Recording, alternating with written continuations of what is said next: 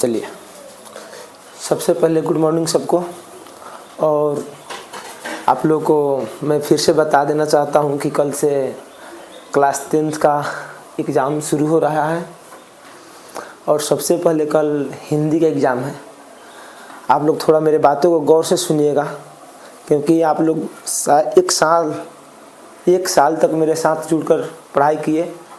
ठीक, बहुत सारे मैंने बात को बताया, लेकिन फिर भी मैंने उचित समझा कि आज फिर से बच्चों को कुछ बता देता हूं, ताकि सबको फिर से याद हो जाए कि हाँ सर ये बात बताए हुए हैं।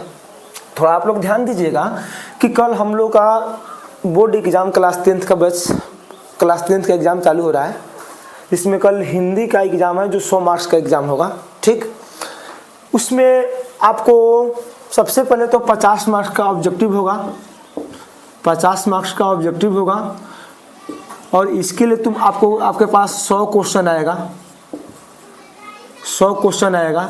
और 100 क्वेश्चन में से आपको कहीं से 50 क्वेश्चन को ही भरना है, इससे ज़्यादा क्वेश्चन को नहीं भरना है। ठीक, सबसे पहले इस बात को ध्यान देना है कि आप इस 100 क्वेश्चन में 45 क्वेश्चन आपके बुक से होगा और 55 क्वेश्चन आपके हिंदी व्याकरण से होगी। ठीक, और आपने हिंदी व्याकरण भी बहुत बेहतर तरीके से पढ़ाई की है और बुक को भी बहुत बेहतर तरीके से पढ़ाई की है। आप लोग को करना क्या है कि सबसे पहले आप बुक से पूरे क्वेश्चन को बनाएंगे। जितना क्वेश्चन बुक से बन जाता है आसानी पूर्वक, जो आपको कंठस्थ याद है, उसके बाद जितना क्वेश्चन आपको बनने वाला है बुक से उसको बना लेंगे। उसके बाद में हम लोग हिंदी व्याकरण के क्वेश्चन को टच करेंगे और उसमें से भी बेहतर तरीके से 50 क्वेश्चन को बना लेना है। किसी को इसमें कंफ्यूजन वाली बात नहीं होनी चाहिए। 50 मार्क्स ऑब्जेक्टिव में किसी का भी नहीं कटेगा, ये हमें पूर्ण विश्वास है। उसके बाद में चलते हम लोग सब्जेक्टिव के ऊपर। किसके ऊपर? Subjective question. जो सब्जेक्टिव मेरा क्वेश्चन है ना, उसमें सबसे पहले आपको गद्यांश लिखना है। गद्यांश में क्वेश्चन नंबर 1 और क्वेश्चन नंबर 2, क्वेश्चन नंबर 1 और क्वेश्चन नंबर 2 होगी। और क्वेश्चन नंबर 1 में ही आपको 2 गद्यांश आएगा, एक क करके और एक ख करके। इसका मतलब ही हुआ कि आप क को बनाते हैं तो ख को नहीं बनाएंगे, या ख को बनाते हो तो क को नहीं बनाएंगे।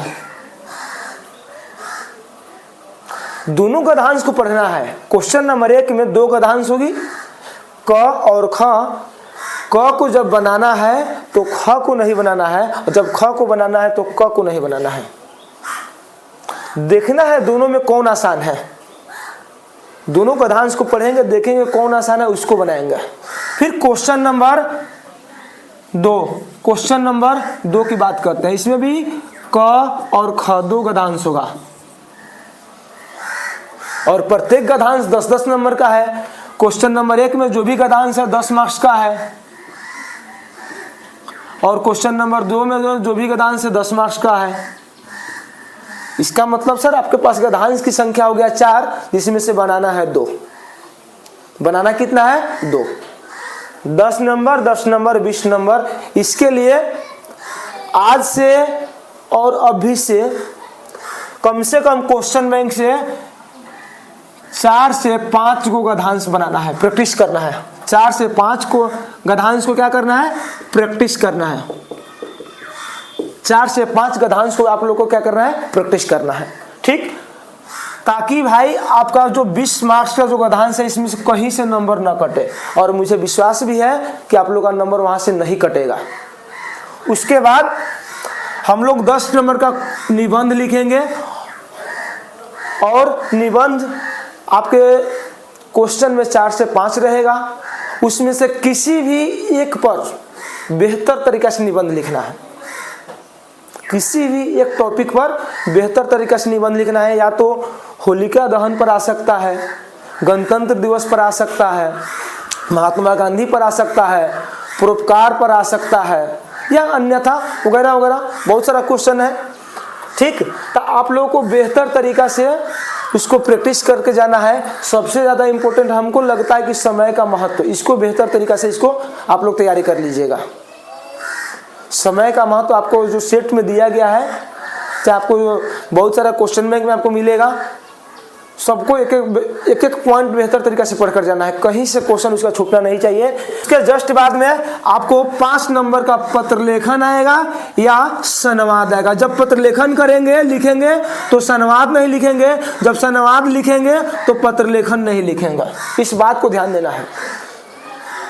समय का महत्व है, उसमें समय आपके पास लिमिट है, समय का लिमिट है, इसलिए आप लोगों को बेहतर तरीका से इस बात को समझना है। ये दोनों ये ऑप्शनल क्वेश्चन हो गया, अथवा वाला क्वेश्चन हो गया।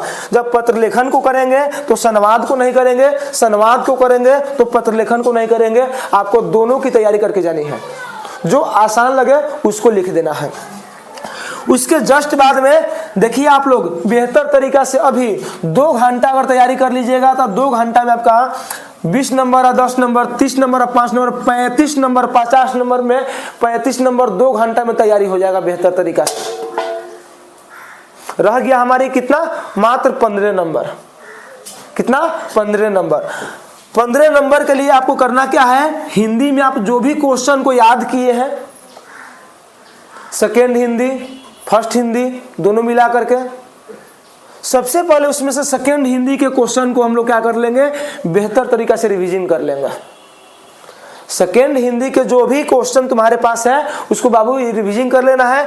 उसके बाद फर्स्ट हिंदी में जितना भी क्वेश्चन को याद किए हैं उसको बेहतर तरीका से रिवीजन कर लेंगे।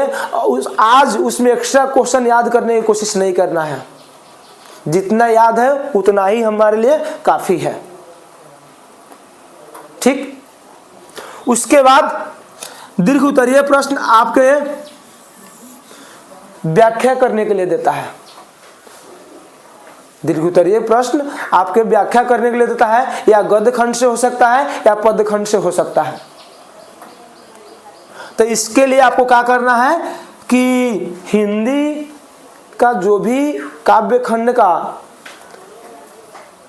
जो भी 3 से 4 को शुरू का चैप्टर है वहां से आप लोग को बेहतर तरीका से पूरा का, यहाँ तक कि अगर क्वेश्चन बैंक को आप लोग देखिएगा तो आपको मालूम चलेगा कि सर 3 से 4 चैप्टर के अंदर से ही व्याख्या के लिए क्वेश्चन देता है बोर्ड। तो उसके लिए आप लोग को टेंशन नहीं लेना है, एक बार बेहतर तरीके से इसको पढ़ लेना है और बेहतर तरीका से इसकी व्याख्या करना है। नंबर कटने का कोई संभावना नहीं है। दूसरी बात कि आप लोग जितना भी क्वेश्चन का उत्तर दीजिएगा उस सभी क्वेश्चन के उत्तरों में, जितना भी क्वेश्चन का उत्तर दे रहे हैं, मान लीजिए पहला क्वेश्चन का आंसर सर प्रश्न नंबर हमने 1 दागा यहाँ और इसका उत्तर नीचे लिख दिए, इसका उत्तर यहाँ तक आया, उसके जस्ट नीचे 1 से 2 लाइन छोड़ देंगे, उसके जस्ट बाद हम लोग दूसरा क्वेश्चन का उत्तर देंगे। ठीक। दूसरी बात कि राइटिंग पर अपनी पूरी फोकस रहनी चाहिए, राइटिंग में कहीं से कटौती नहीं होना चाहिए। एक बात याद रखिएगा, आपका कॉपी चेक करते समय जितना मास्टर कम टाइम लेगा उतना बढ़िया से आपका नंबर ज़्यादा देगा। अगर ज़्यादा टाइम ले रहा है आपका कॉपी चेक करने में, इसका मतलब है कि आपको नंबर कम देगा, काट करके देगा। इस बात को ध्यान देना है आप लोग को। मुझे विश्वास है कि आप लोग के लिए वीडियो काफ़ी हेल्पफुल साबित होगा और मेरे बातों को गौरपूर्वक सुने होंगे और बेहतर तरीके से तैयारी कीजिए। Best of luck. जय हिंद, जय भारत।